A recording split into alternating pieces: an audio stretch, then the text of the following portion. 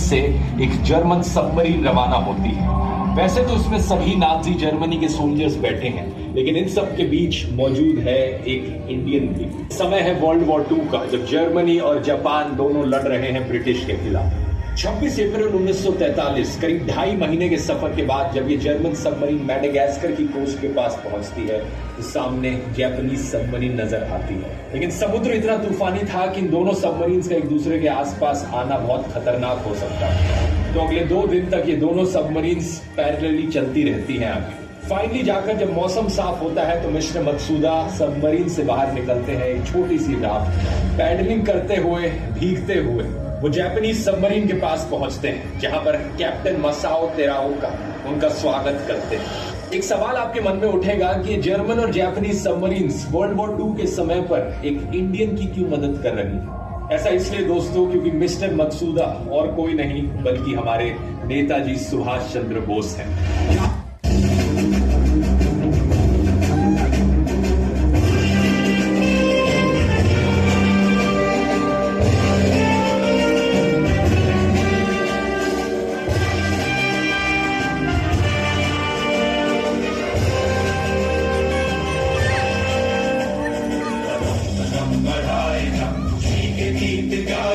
ये जिंदगी है कौम की, कौम पे लुटाए जा, कदम बढ़ाए जा, खुशी के गीत गाए जा। ये जिंदगी है कौम की, कौम पे लुटाए जा।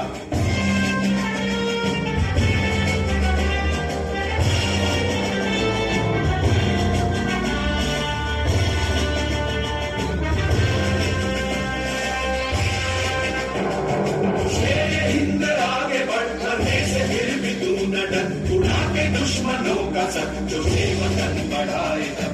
शेर हिंद आगे बढ़ने से फिर भी तू न डर, उड़ा के दुश्मनों का सर जो वतन बढ़ाए जब, बढ़ाए जब। जिंदगी बिगाड़े जब, ये जिंदगी है कौम की, कौम पे लुटाए जब। सुभाष चंद्र बोस दोस्तों इंडिया के सबसे महान फ्रीडम फाइटर्स में से एक है और इनकी पूरी कहानी ऐसे ही कमाल के किस्सों से भरी हुई। कैसे ये ब्रिटिश हुकूमत को चकमा देकर इंडिया छोड़कर भागे, जर्मनी गए, हिटलर से मिले, रशिया गए, जापान गए, जापानीज प्राइम मिनिस्टर से मिले, सिंगापुर गए, अपनी एक आर्मी बनाई और इंडिया के बाहर रहकर ब्रिटिश हुकूमत के खिलाफ सबसे बड़ी जंग छेड़ी।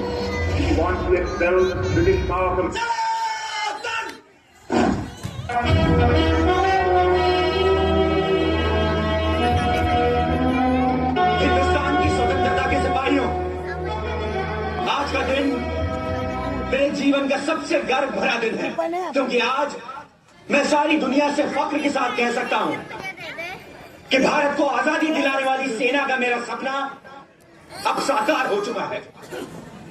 आजाद हिंद फौज के हर सैनिक को अपने मौतों की इन 3 कसौटियों पर खरा उतरना पड़ेगा। इत्तफाक यानी एकता, एतमाद यानी विश्वास और कुर्बानी यानी बलिदान। साथियों, सिंगापुर, मलाया, बर्मा और पूर्व एशिया में बसे 30 लाख हिंदुस्तानियों से मुझे ये कहना है कि भारत की आजादी की जंग आपकी पूरी शिरकत के बिना कभी पूरी नहीं हो सकती। इसीलिए आपको भी बड़ी तादाद में आजाद हिंद फौज में भर्ती होना होगा। मैं ये भी कहना चाहता हूं कि इस पावन काम में औरतें पीछे न छूट जाएं और मौत को ललकारने वाला एक ऐसा मृत्युंजय दस्ता बनाए जो अंग्रेजों के खिलाफ वैसे ही तलवार उठा ले जैसे सन 1857 में झांसी की रानी ने उठाई थी। बहादुरों, बिना कीमत चुकाए इस दुनिया में कुछ हासिल नहीं होता और आजादी की कीमत है शहादत। आज मैं आप सबको कॉल देता हूं, तुम मुझे खून दो, मैं तुम्हें आजादी दूंगा। जय हिंद, जय हिंद, जय हिंद। दोनों तालियां और दोनों हाथों से तालियां बजाइए बच्चों के लिए, जोश के लिए और नेताजी सुभाष चंद्र बोस के लिए।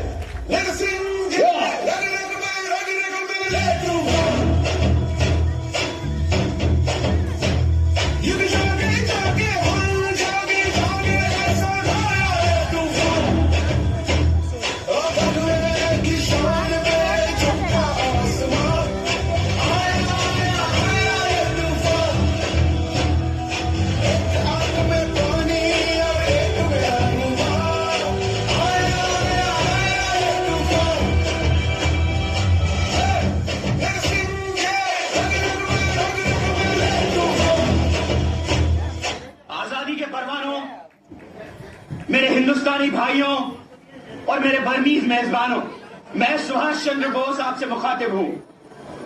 आज अब वो घड़ी आ चुकी है कि आप लोग जो मैदानी जंग में न जा पाए वो दिखा दें कि आपका बलिदान भी किसी से कम नहीं है। नेताजी, ये मेरी सारी जिंदगी की कमाई है, इसे इस बच्चे के हाथ से ले लीजिए बस। अगर तुझे देने की जिद है तो अपना सबसे अनमोल खजाना मुझे दे दे। पर लक्ष्मण मेरा इकलौता है, ये चला गया तो इस बुढ़िया को कौन संभालेगा? क्या मैं तेरा बेटा नहीं हूं? राम भी लक्ष्मण के बिना युद्ध नहीं जीत पाए थे, तो मैं कैसे जीतूंगा? कौन सोच सकता था कि इस जन्म में तुझे नेताजी जैसा बड़ा भाई और मुझे सुभाष जैसा बेटा मिलेगा।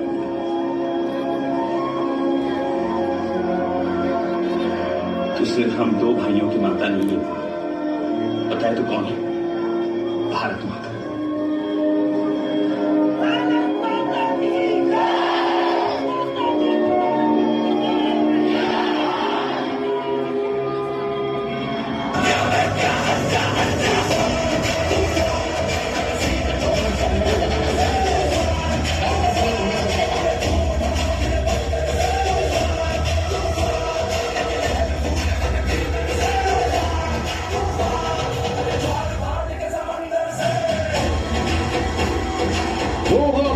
बच्चों के लिए, इनके जोश के लिए और वीर सपूत नेताजी सुभाष चंद्र बोस के लिए जोरदार तालियां, दोनों हाथ उठाकर।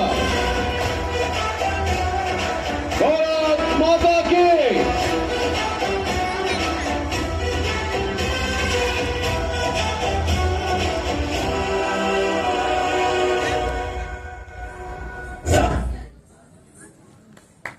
मेरे पास सिर्फ दो रास्ते थे, एक तरफ मेरा मुल्क और दूसरी तरफ वह बादशाह जिसके नाम का मैंने हलफ उठाया था।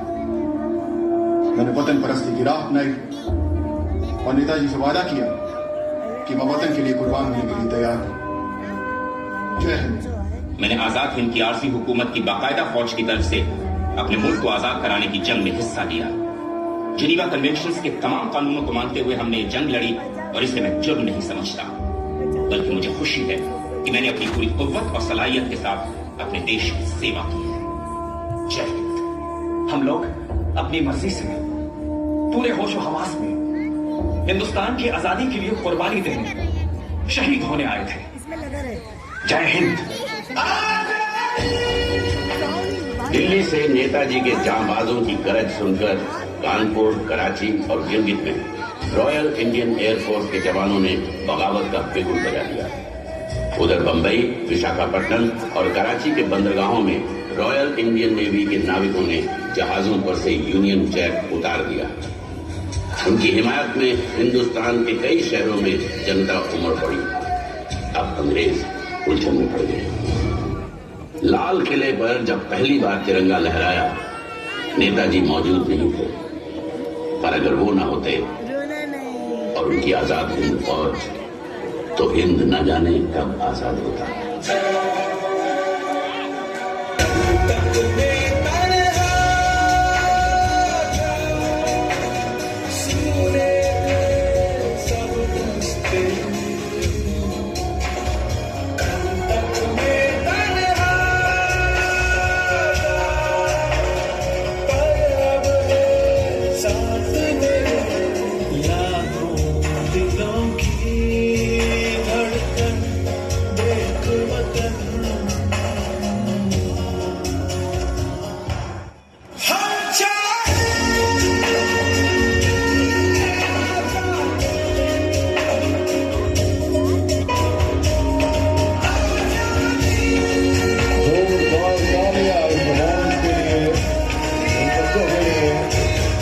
सुभाष चंद्र बोस के लिए।